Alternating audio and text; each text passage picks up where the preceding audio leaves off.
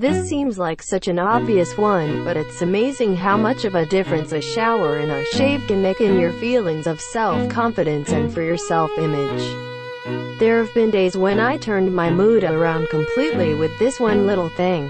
The corollary of the first item above: if you dress nicely, you'll feel good about yourself. You'll feel successful and presentable and ready to tackle the world. Now, dressing nicely means something different for everyone. It doesn't necessarily mean wearing a $500 outfit, but could mean casual clothes that are nice looking and presentable. Our self-image means so much to us, more than we often realize. We have a mental picture of ourselves, and it determines how confident we are in ourselves. But this picture isn't fixed and immutable. You can change it. Use your mental photoshopping skills, and work on your self-image. If it's not a very good one, change it. Figure out why you see yourself that way, and find a way to fix it. One of the things I learned when I started running, about 2 years ago, was how to replace negative thoughts, see next item, with positive ones. How I can actually change my thoughts, and by doing so make great things happen. With this tiny little skill, I was able to train for and run a marathon within a year. It sounds so trite, so Norman Vincent Peale. But my goodness, this works. Seriously, try it if you haven't. Goes hand in hand with the above item, but it's so important that I made it a separate item. You have to learn to be aware of your self-talk, the thoughts you have about yourself and what you're doing. When I was running, sometimes my mind would start to say, "This is too hard. I want to stop and go watch TV."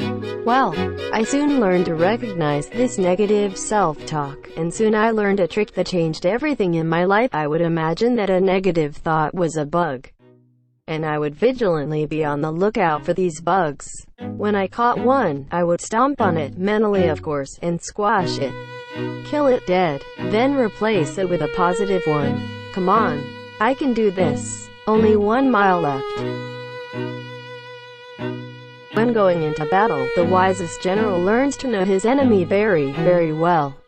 You can't defeat the enemy without knowing him. And when you're trying to overcome a negative self-image and replace it with self-confidence, your enemy is yourself. Get to know yourself well. Start listening to your thoughts. Start writing a journal about yourself, and about the thoughts you have about yourself, and analyzing why you have such negative thoughts. And then think about the good things about yourself. The things you can do well, the things you like. Start thinking about your limitations, and whether they're real limitations or just ones you've allowed to be placed there, artificially. Dig deep within yourself, and you'll come out, eventually, with even greater self-confidence. More than just thinking positive, you have to put it into action. Action, actually, is the key to developing self-confidence.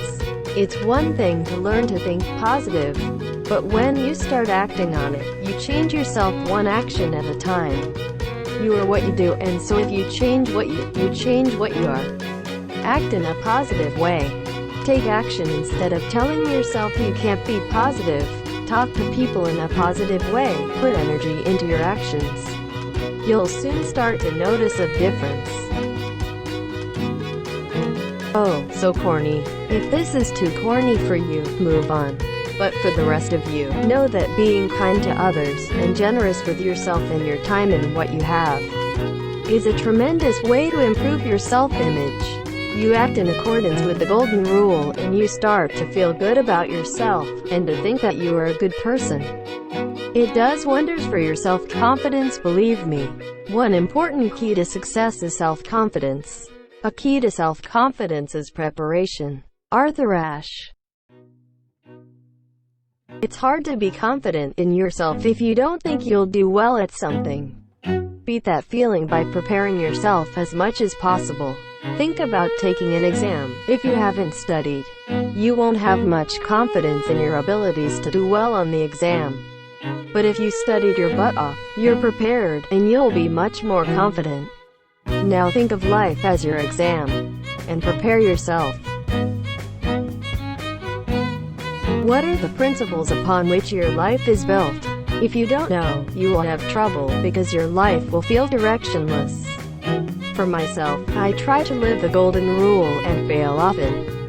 This is my key principle, and I try to live my life in accordance with it. I have others, but they are mostly in some way related to this rule, the major exception being to live my passion. Think about your principles. You might have them, but perhaps you haven't given them much thought.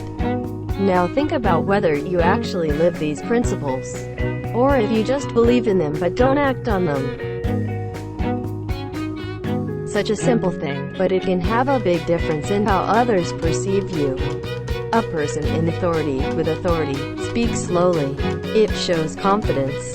A person who feels that he isn't worth listening to will speak quickly, because he doesn't want to keep others waiting on something not worthy of listening to. Even if you don't feel the confidence of someone who speaks slowly, try doing it a few times. It will make you feel more confident.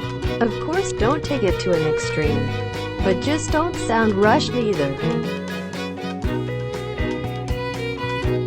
I have horrible posture, so it will sound hypocritical for me to give this advice, but I know it works because I try it often. When I remind myself to stand tall and straight, I feel better about myself. I imagine that a rope is pulling the top of my head toward the sky, and the rest of my body straightens accordingly. As an aside, people who stand tall and confident are more attractive. That's a good thing any day, in my book. How do you feel more competent? By becoming more competent. And how do you do that? By studying and practicing. Just do small bits at a time. If you want to be a more competent writer, for example, don't try to tackle the entire profession of writing all at once. Just begin to write more. Journal, blog, write short stories, do some freelance writing. The more you write, the better you'll be. Set aside 30 minutes a day to write, for example, and the practice will increase your competence. People often make the mistake of shooting for the moon, and then when they fail, they get discouraged. Instead, shoot for something much more achievable. Set a goal you know you can achieve, and then achieve it. You'll feel good about that. Now set another small goal and achieve that. The more you achieve small goals, the better you'll be at it, and the better you'll feel. Soon you'll be setting bigger, but still achievable goals and achieving those too. Not a big one, like quitting smoking. Just a small one, like writing things down, or waking up 10 minutes earlier, or drinking a glass of water when you wake up. Something small that you know you can do. Do it for a month. When you've accomplished it, you'll feel like $1,000,000. Focus on solutions. If you are a complainer or focus on problems, change your focus now. Focusing on solutions instead of problems is one of the best things you can do for your confidence in your career.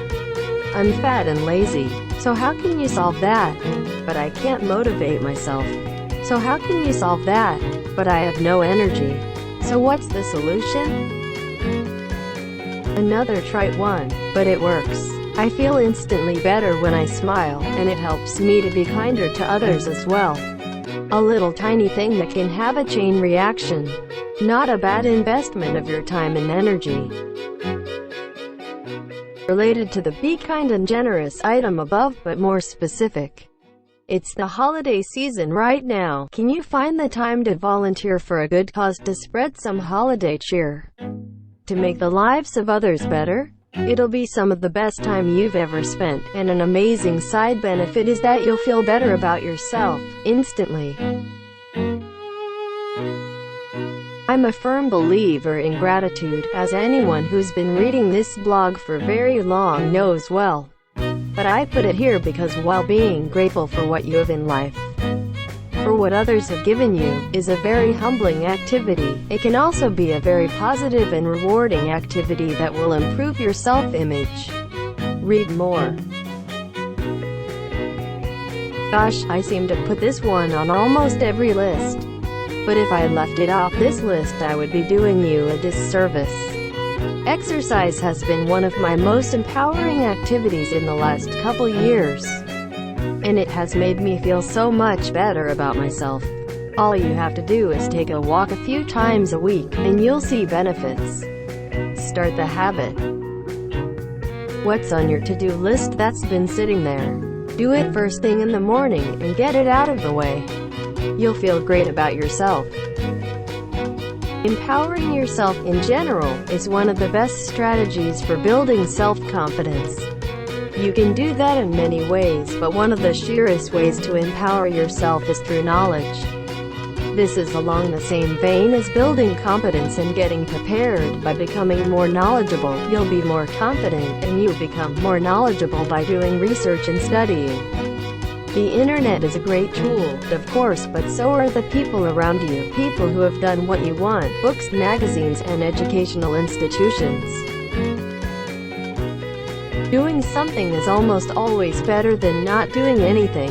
Of course, doing something could lead to mistakes, but mistakes are a part of life. It's how we learn. Without mistakes, we'd never to get better. So don't worry about those. Just do something. Get off your butt and get active, physically or active by taking steps to accomplish something. Trying to take on a huge project or task can be overwhelming and daunting and intimidating for anyone, even the best of us. Instead, learn to break off small chunks and work in bursts. Small little achievements make you feel good, and they add up to big achievements.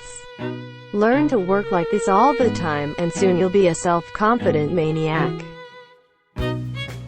This might seem like a small, simple thing. Then again, for some of you it might not be so small. But it has always worked wonders for me.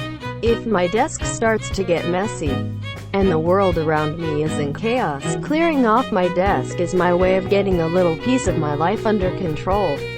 It is the calm in the center of the storm around me. Here's how.